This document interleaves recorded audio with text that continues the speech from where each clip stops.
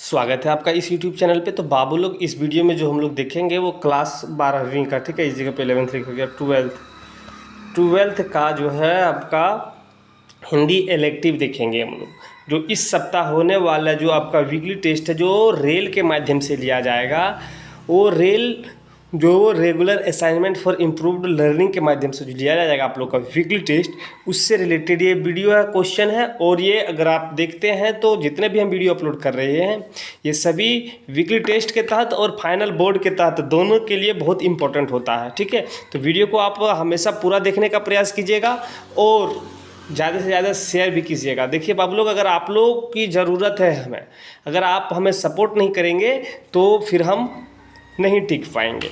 इसीलिए आप लोग सपोर्ट कीजिए, चैनल को सब्सक्राइब कीजिए, वीडियो को शेयर कीजिए। तो चलिए बिना समय गवाए हम लोग क्वेश्चन के ऊपर चलते हैं। तो जैसे कि क्वेश्चन देख पा रहे होंगे, दिया हुआ है, कहता है कि किस शहर में वसंत अचानक आता है। तो यहाँ पे देखिए, पटना में, गुजरात में, हैदराबाद या बनारस में। तो बनारस कविता के अनुसार जो है बनारस में अचानक वसंत इंटर कर जाता, प्रवेश कर जाता है। तो ऑप्शन नंबर आपका 4 सही हो जाएगा, ठीक है। दिया हुआ है, कहता है कि दिशा, जो कविता का ही नाम है दिशा, कविता का मूल भाव क्या है। तो दिशा कविता का मूल भाव है कि बच्चे यथार्थ को अपने ढंग से देखते हैं, जो ऑप्शन नंबर 1 में दिया हुआ है, ठीक है, जो सही हो जाएगा आपका। नेक्स्ट क्वेश्चन है, दिया हुआ है कि बड़ी बहुरिया की माँ ने उसके लिए क्या भेजा। तो बड़ी बहुरिया की माँ ने उसके लिए क्या भेजा। तो देखिए ऑप्शन दिया हुआ है, बासमती धान का चूड़ा, साड़ी, मिठाई और गेहूँ। तो क्या भेजा, तो उसने भेजा था बासमती धान का चूड़ा, जो ऑप्शन नंबर 1 में दिया हुआ है, ठीक है बाबू लोग। आगे देखो, आगे दिया हुआ कहता है कि हर गोविंद और बड़ी बहुरिया जिस गांव में रहते थे उसका नाम क्या था। तो देखिए 4 ऑप्शन दिया हुआ, जलालगढ़, कटिहार, बरौनी और खगड़िया। तो देखिए जो हर गोविंद और बड़ी बहुरिया जो रहती थी उसका गांव का नाम था जलालगढ़, ठीक, जो ऑप्शन नंबर 1 में दिया हुआ है। नेक्स्ट क्वेश्चन देखिए, दिया हुआ कहता है बनारस कविता का ही नाम है, बनारस कविता के कवि का नाम क्या है। तो बनारस जो कविता है उसके कवि का नाम जयशंकर प्रसाद, केदारनाथ सिंह, महादेवी वर्मा या सुमित्रा नंदन पंत है। तो देखो बनारस कविता का जो कवि है वो होगा ऑप्शन नंबर 2 केदारनाथ सिंह, ठीक है। चलिए आगे देखिए, आगे दिया हुआ है, निम्न में से कौन सी रचना भीष्म साहनी द्वारा रचित है। तो भीष्म साहनी के द्वारा रचित है। तो देखिए, अटकती राख, कबीरा खड़ा, बाजार में तमस, इनमें से सभी। तो बाबू लोग बताते चले कि इसका क्या हो जाएगा। तो इसका हो जाएगा इनमें से सभी जो है आपका सही आंसर होगा, ठीक है। 4 आपका सही हो जाएगा, इनमें से सभी। आगे देखिए, नेक्स्ट प्रश्न दिया हुआ है, कहता है महात्मा गांधी प्रतिदिन सुबह कितने बजे घूमने निकलते थे। तो 5 बजे, 8 बजे, 7 बजे या 4 बजे। तो महात्मा गांधी जो है वो प्रतिदिन कितना बजे निकलते थे। तो वो निकलते थे 7 बजे, ठीक है, घूमने के लिए। ऑप्शन आगे आइए, आगे देखते हैं। डबल 7वां नंबर प्रश्न हो गया है ना। दिया हुआ है कि सूरदास की पोटली में कितने पैसा था। तो 1000 रुपये, 500 रुपये से ऊपर, 100 रुपये या 50 रुपये।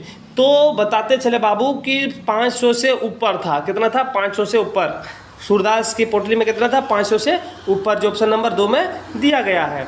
आगे प्रश्न दिया हुआ है कि भैरव को सूरदास के प्रति उकसाने का कार्य किसने किया। तो भैरव को सूरदास के प्रति जो उकसाने का कार्य किया गया था वो किसने किया था। तो मोहल्ले वाले ने, जगधर ने या मिठाऊ ने या सुभागी ने। तो जगधर ने किया था। किसने किया था, जगधर ने किया था। भैरव को सूरदास के प्रति उकसा दिया गया था, चिढ़ा दिया गया था, है ना। आगे दिया हुआ है, सूरदास को किसके जल जाने का ज़्यादा दुख था। तो झोपड़ी के जल जाने का, या फिर आप देखिए बर्तनों के जल जाने का, या पोटली के जल जाने का। तो देखिए सूरदास का ज़्यादा दुख जो था उसका पोटली जल गया था, उसका ज़्यादा दुख था। किसका दुख, पोटली का दुख ज़्यादा था, ठीक है। आगे दिया हुआ है, कहता है कि खाली स्थान से जो ज़्यादा दीर्घजीवी और कोई वस्तु नहीं होता। तो क्रोध से ज़्यादा, या फिर यहाँ पे देखिए ऑप्शन भरना है आपको, ठीक है। आशा से ज़्यादा, दुख से ज़्यादा या सुख से ज़्यादा।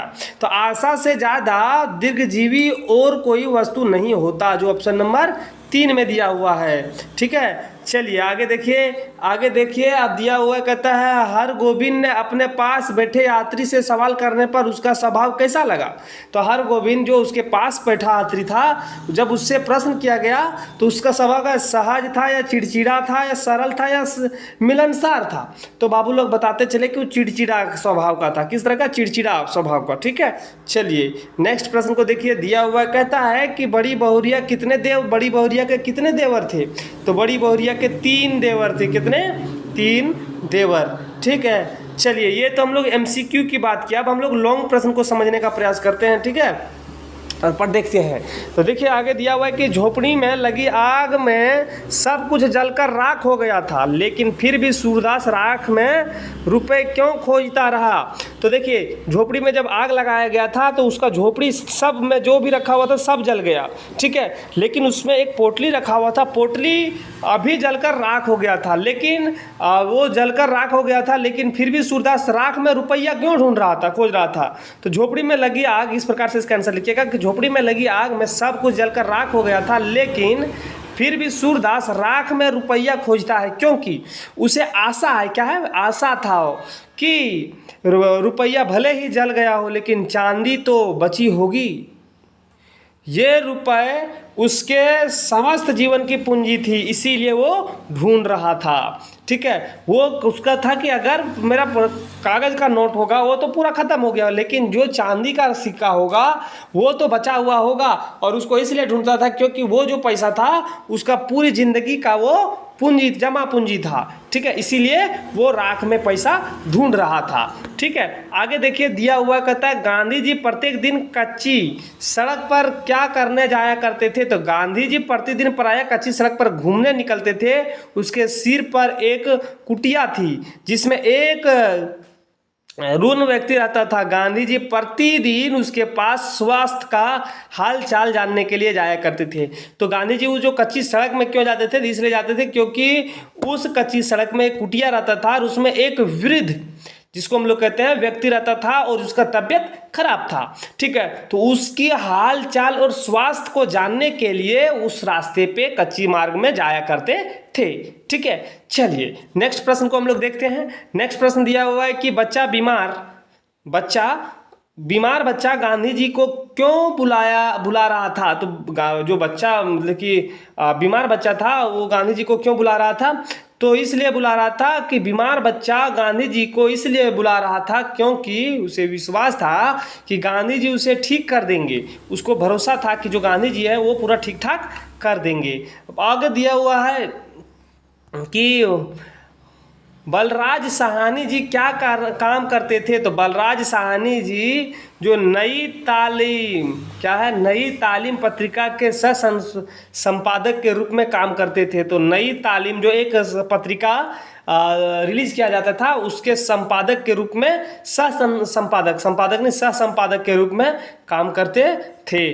ठीक है, फिर आगे दिया हुआ है कहता है कि दिशा कविता में हमें क्या संदेश मिलता है। दिशा कविता से हमें क्या संदेश मिलता है?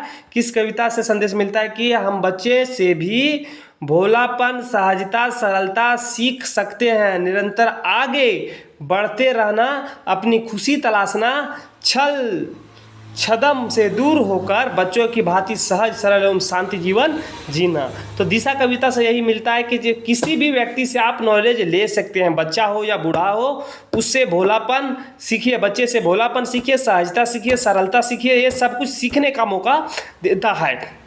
और जो भी हम बड़े हो जाने के बाद छल कपट की जो नीति आ जाती है उसको दूर करके अब बच्चे के भांति जीवन व्यतीत करने का, शांति से जीने का कोशिश करना चाहिए। यही कविता से हम लोगों को सीखने के लिए मिलता है। तो बाबू लोग इसमें जो भी हम लोग देखें ये सभी प्रश्न VVI प्रश्न है। ठीक है, सभी प्रश्न क्या था? VVI प्रश्न था। तो आप सभी को अच्छे तरीके से देख लीजिएगा और वीडियो को लाइक नहीं किए हुए तो वीडियो को लाइक कीजिए और दोस्तों के पास शेयर कर दीजिए। अगर आप लोग शेयर नहीं कीजिएगा तो फिर दिक्कत हो जाएगी। ठीक है, हम आप लोगों के बीच में नहीं टिक पाएंगे, इसलिए आप लोग सपोर्ट कीजिए, सब्सक्राइब कीजिए, शेयर कीजिए और लाइक कीजिए।